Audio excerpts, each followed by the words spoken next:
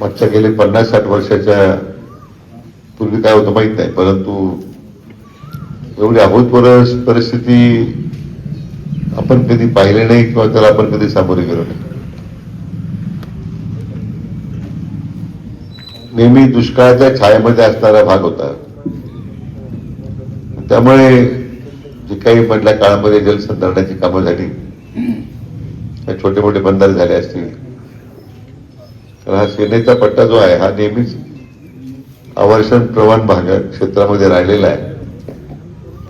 म्हणून तर मग शिवाजीरावांचा आग्रह होता, ती साखळे योजना लवकर करा. मी त्यांना विचारत होतो, आता एवढा पाऊस झाल्यानंतर साखळीची गरज आहे का?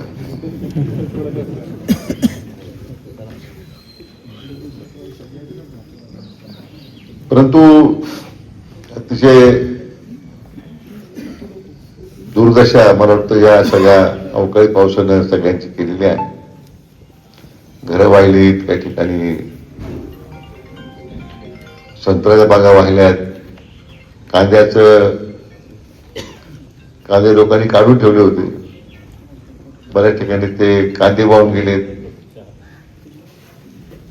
रस्त्याचं मोठं नुकसान झालं. आता मी त्या जुंजरे वस्तीवर जाऊन आलो आता, आणि त्या जुंजरे वस्तीवर जवळजवळ प्रचंड नुकसान त्या भागातील शेतकऱ्यांना झालं. मुक्त गोठ्यातून काही वाहिल्यात, अजूनही 2-3 त्या ठिकाणी जनावर मृत अवस्थेत दिसत आहेत. बंधारे फुटले, दगडी बंधाऱ्याचं पात्र सोडून पाणी दुसऱ्या बाजूनेच निघून गेले. कारण वेग एवढा होता पावसाचा आणि पाण्याचा की त्या फळ्या काढण्यापासून कोणत्या गोष्टी करण्यापर्यंत, त्याची दक्षता घेईपर्यंत आपल्याला कोणालाच संधी मिळाली नाही. आणि एवढा पाऊस होईल हे आपल्या कल्पना शक्तीच्या पलीकडच होत. मग अशी मी आमचे ते जे पोलीस उपनिरीक्षक होते आपल्या मान्य गीते, त्यांनी तर 6 फुटामध्ये जाऊन ते जे शेतकरी पोलला, 2 लोक पोलवर चढले होते, 2-3 महिला मुली शाळेत जाणार त्या वाडीवर होत्या, तर पुरातून त्यांना त्या गावातील मुलांनी आणि त्या आपल्या पुरुषाच्या त्यांना बाहेर काढलं. त्याचं त्या ठिकाणी अभिनंदन केलेलं आहे. समाज सुचकता त्या वेळेच्या अधिकाऱ्याने दाखवली, त्याचा परिणाम लोकांना यंत्रणेकडून मोठ्या अपेक्षेत आधार वाटतो. काही ठिकाणी ओढ्यावर अतिक्रमण झालेली आहे, तर पाणी जात नव्हतं म्हणून आपण जे नकाशात 50 फुटाचा ओढा होता तो आता 10 फुटाचा झालेला आहे.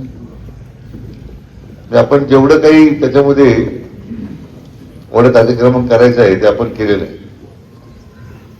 केव्हा तरी असं मग परमेश्वरच मला वाटतं की नंतर परमेश्वर सुद्धा मला वाटतं फार ताणाने दिसतं देवावर की एवढं अतिक्रमण होत चाललेलं आहे.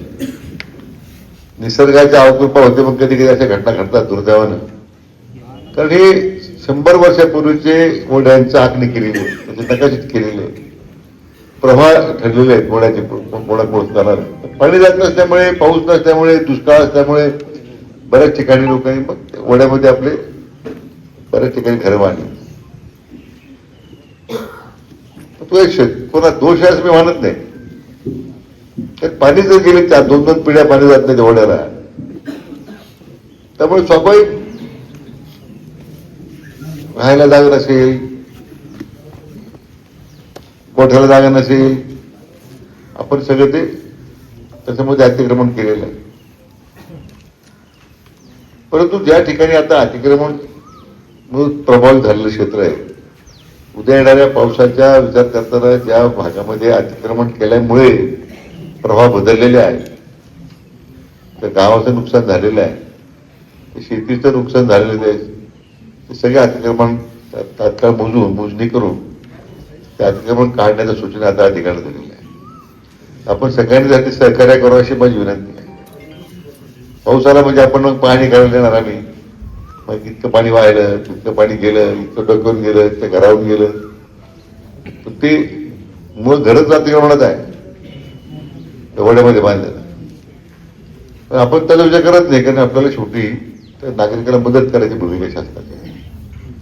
मी जिल्हाधिकाऱ्यांना अतिशय स्पष्ट सांगितलेलं आहे की आता तुम्ही फार नियमाच्या भानगडीत पडू नका. आज आपल्या लोकांना आधाराची गरज आहे. म्हणून कांद्याच्या भल्या उत्पादक शेतकऱ्यांचे पंचनामे होते. काही भागामध्ये फुल शेती जास्त होते, त्या कुठलाही वाहून गेले. त्याची काही ठिकाणी आपल्या सातबारावर त्याची नोंदी नाही होती. आम्ही असा विचार केला की जे सातबारावर नोंद असेल त्याप्रमाणे पंचनामे करा.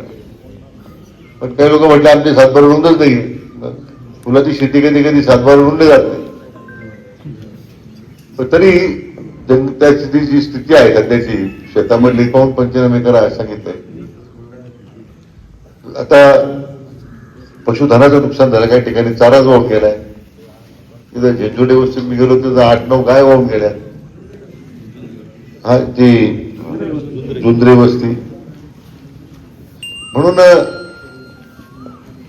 अशा सगळ्या ठिकाणी जर चाराच राहिला नाहीये तर पशुसंवर्धन खात्याकडून जिथं ज्या ज्या तालुक्यांमध्ये मूर घासाचा, आता आपण पूर्वी बियाण्यातून मूर घास तयार केलेला आहे,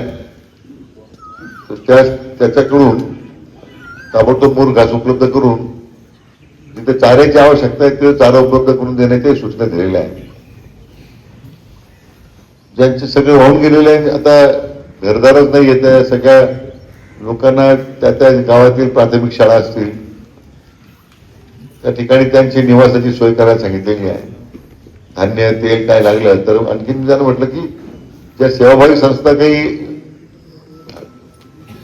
जेवणाचे पाकिटं करून देत असतील, चांगल्या अशा संस्था पहा, 1-2 सेवाभावी संस्था असतात, त्यांची मदत घ्या. म्हणजे थेट आपण त्या प्रभावित झालेल्या लोकांना अन्न द्यायचं काम करू.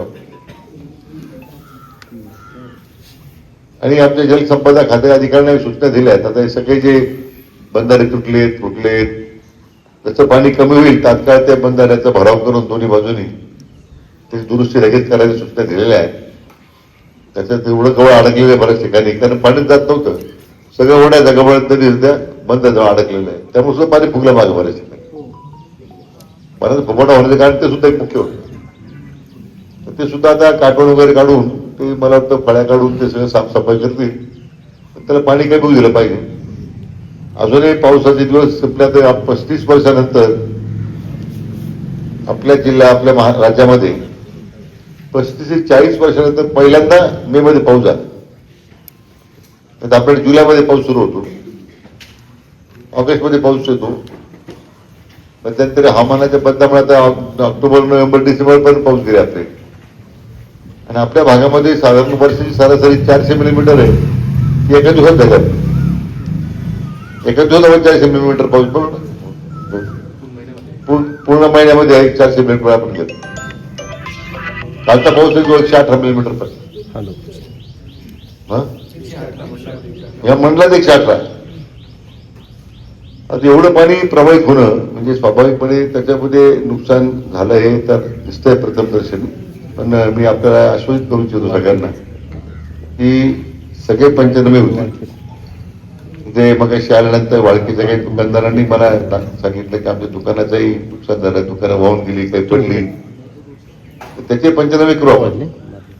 असे काही त्याच्यात पंचनामे करण्याबद्दल एक अडचण नाहीये. फक्त केव्हा तरी आता हे सगळं झाल्यानंतर ताबडतोबीनं जी तातडीने मदत देते ते आपण लगेच देऊ.